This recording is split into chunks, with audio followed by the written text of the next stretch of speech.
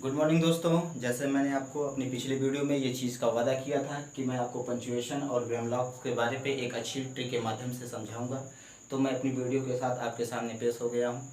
देखिए, जैसा कि पंचुएशन में हम लोग फुल स्टॉप पढ़ते हैं, क्लियर। तो इसके लिए हम लोग शॉर्ट हैंड पे क्या करते हैं, जो भी हमारा स्ट्रोक होता है उस स्ट्रोक का, ये ऐसे हमारे स्ट्रोक बनते हैं, इसका 1/4 पार्ट, कितना 1/4 पार्ट जो है हम यूज़ करेंगे।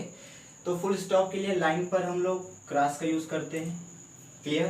क्वेश्चन मार्क के लिए क्वेश्चन मार्क का साइन लगाते हैं और क्रॉस का साइन लगाते हैं। इसके बाद आपका एक्सक्लेमेशन मार्क आ जाता है, इस पे क्या करते हैं, ये लाइन और लाइन पर आपका क्रॉस साइन हो जाता है, ये एक्सक्लेमेशन मार्क का साइन हो जाता है। पैराग्राफ के लिए, जैसे कि हम लोग हिंदी हो या इंग्लिश होता है उसमें पैराग्राफ जब आता है तो हम लाइनों को छोड़ते हैं, उसी तरह शॉर्ट हैंड पे पैराग्राफ छोड़ने का ये साइन होता है, इस यहाँ पर लिखते हैं। जब बीच में पैराग्राफ आ जाता है तो उसके लिए ऐसे पैराग्राफ बना देते हैं, इसके आगे से लिखना फिर स्टार्ट कर देते हैं, क्लियर। जब कोई नाम आ जाता है तो उसको इंडिकेट करने के लिए, जैसे कि कोई नाम आ गया राम, क्लियर, और इसका पहला लेटर आपका कैपिटल का बनता है, तो इसको हम शॉर्ट हैंड पे इंडिकेट करने के लिए इसके नीचे 2 टिक लगा लेते, क्लियर। तो ये हमको इस चीज़ को इंगित करता है कि ये हमारा जो भी वर्ड लिखा हुआ है इसका पहला आपका कैपिटल लेटर से होगा, क्लियर। तो इस तरह करके ये शॉर्ट हैंड के आपके पंचुएशन होते हैं, जिनका यूज़ हम लोग पंचुएशन पे करते हैं। आगे चलते हैं, ग्रामलॉक्स जो आपके, ये चैप्टर नंबर 3 के पार्ट 2 में मैं आपको ग्रामलॉक्स के बारे में बता रहा हूँ, जो कि इंटरवेनिंग वावेल्स पे दिया गया है आपकी बुक पे। अब देखिए, इसको मैं आपको एक अच्छे और एक बेहतरीन तरीके के साथ एक अच्छे ट्रिक के माध्यम से मैं इसको समझाऊंगा। आपको याद नहीं करना पड़ेगा, ये मेरी फुल गारंटी है आपके सामने, ठीक है। देखिए, जैसे आपका ए और एन आता है, द, ये दोनों क्या होते हैं, आर्टिकल होते हैं। ये आपका इंडेफिनिट आर्टिकल होता है और ये आपका डिफिनिट आर्टिकल होता है, क्लियर। तो ये जब डिफिनिट है तो इसके लिए इसका प्लेस भी डिफिनिट हो जाएगा, अर्थात इसका यूज हम लोग लाइन पे पॉइंट के रूप में करते हैं। किसके रूप में करते हैं, एज ए पॉइंट के रूप में इसका यूज करते हैं। ये लाइन पर इसका पॉइंट हो जाता है तो ये आपका दा हो जाता है, क्लियर। इस तरह करके आपका ए एन भी क्या होता है, ये एक वावेल होता है और इसका यूज हम लोग लाइन के ऊपर करते हैं, क्योंकि ये इंडेफिनिट आर्टिकल होता है, इसका कोई प्लेस नहीं होता है, चाहे आप यहाँ बना दीजिए चाहे यहाँ बना दीजिए, तो एज ए काउंट इसको हम लोग ए की तरह ही करते हैं, इसलिए ये आपका इंडेफिनिट होता है, क्लियर। डिफिनिट है इसीलिए ये कहाँ पर है, ये आपका लाइन पे हो जाएगा, लाइन पर, क्लियर। इसके बाद आपका ऑल होता है। ऑल को मैंने आपको वावेल जब पढ़ाया था तो उसमें ऑल के लिए मैंने बताया था कि ये आपका हैवी साउंड होता है, इसलिए ये आपका क्या होगा, डार्क पर बनेगा, लेकिन किसी भी स्ट्रोक का 1/4 पार्ट बनेगा, क्लियर। तो इसको करेंगे क्या, ये लाइन के ऊपर होता है, ये आपका लाइन के ऊपर होता है और ये हैवी बनता है। क्या बनता है, हैवी होता है, डार्क में रहता है। किस पे रहता है, ये आपका डार्क पे रहता है, याद रखिएगा।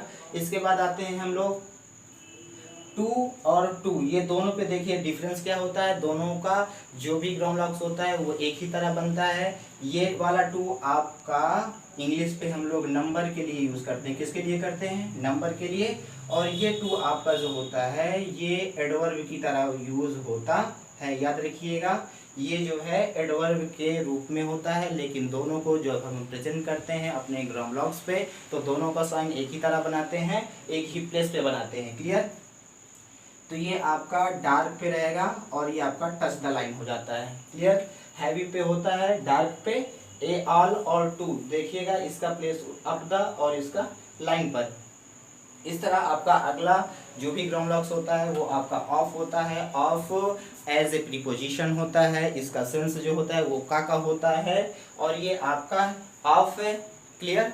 तो इस पे हम नॉट वाला जो आता है साइन, तो उसके लिए हम लोग क्या करेंगे, ये लाइट पे होता है और एबव द लाइन होता है, याद रखिएगा।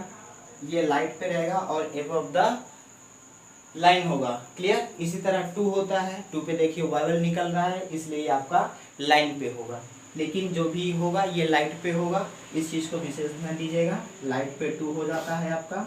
इस तरह आपका ऑन होता है, तो हम लोग वही मच वाला वावल होता है, लाइट पे होता है मच के लिए, तो इसी तरह यहाँ पर बट के लिए भी लाइट पे होगा, लेकिन क्या होगा, ये लाइन का टच पे होता है। क्या होता है, लाइन के टच पर होता है, सीधा होता है, याद रखिएगा। अब इसके बाद आ जाता है आपका आ, आर्ट, आर्ट, इन दोनों का प्रोनाउंसिएशन एक ही होता है। क्लियर, ये जो होता है ये आ होता है, ये आपका नाउन होता है। क्या होता है, ये नाउन की तरह यूज होता है। ये आपका मॉडल वर्ब होता है। क्या होता है, ये मॉडल वर्ब होता है। क्लियर, और ये आपका और जो होता है इसका यूज हम प्रोनाउन की तरह करते हैं। क्लियर, ये प्रोनाउन की तरह यूज होता है और इसको डाउनवर्ड क्या करते हैं भाई, डाउनवर्ड पे यूज होता है ये। क्लियर, डाउनवर्ड पे डार्क पे बनेगा। क्लियर, आगे बढ़ते हैं। ये आपका हु होता है, ये डाउनवर्ड बनता है, टच द लाइन बनता है, डार्क पे बनेगा, स्ट्रोक का 1/4 पार्ट। क्लियर, अभी जो हु होता है इसका इंग्लिश पे हम दो तरीके से इसका इस्तेमाल करते हैं। पहला आपका ये रिलेटिव प्रोनाउन की तरह भी यूज होता है और दूसरा इसको हम लोग इंट्रोगेटिव की तरह भी यूज करते हैं। क्लियर, आगे बढ़ते हैं दोस्तों। अब आता है आपका एंड। क्लियर, ये तो नाउन्स होते हैं, इनको जोड़ने के काम में आता है। क्लियर, एज ए कंजक्शन की तरह यूज होता है। ये आपका अप में बनता है, अप में और लाइट पे बनता है, अप में बनेगा और ये लाइट पे बनेगा और अपवर्ड पोजीशन पे बनेगा, अपवर्ड जाएगा। अगला आता है आपका शुड। क्या आता है, शुड आता है, ये भी आपका लाइट पे होगा लेकिन ये टच द लाइन होता है और अपवर्ड बनता है। क्या बनता है, अपवर्ड बनता है। तो एंड के बारे पे मैंने आपको बताया, एज ए कंजक्शन होता है, दो नाउनों को जोड़ने के काम में आता है। इसके बाद आपका शुड होता है, ये आपका मॉडल वर्ब होता है। क्लियर, याद रखिएगा, ये आपका टच द लाइन बनता है। जहाँ तक है कि मैं इन सबको आपको डिफाइन कर दिया हूँ। अब इसके बाद एक इसको बहुत अच्छा तरीका बताता हूँ, जो भी इसमें ग्रामर ब्लॉक्स दिए हुए हैं इनको आप कैसे आसानी से पहचान सकते हैं। जैसे कि आप देखेंगे जिस पे वावेल पहला वर्ड आया हुआ है। क्लियर, देखेंगे आप जैसे कि किसी भी ग्रामर ब्लॉक्स पे जो पहला लेटर आपका आया है वो है क्या, वावेल है। क्या है, जिन जिन पे पहला वर्ड लेटर आपका वावेल आया हुआ है इन सब का ग्रामर ब्लॉक्स जो है लाइन के ऊपर बनता है। क्लियर, याद रखिएगा। जैसे आप ए एन देखिए लाइन के ऊपर बन गया है, द पे टी आया है, ये आपका कॉन्सोनेंट है इसलिए लाइन पर बना हुआ है। ऑल पे देखेंगे पहला लेटर आपका वावेल्स आ जाता है इसलिए अब द लाइन हो गया है।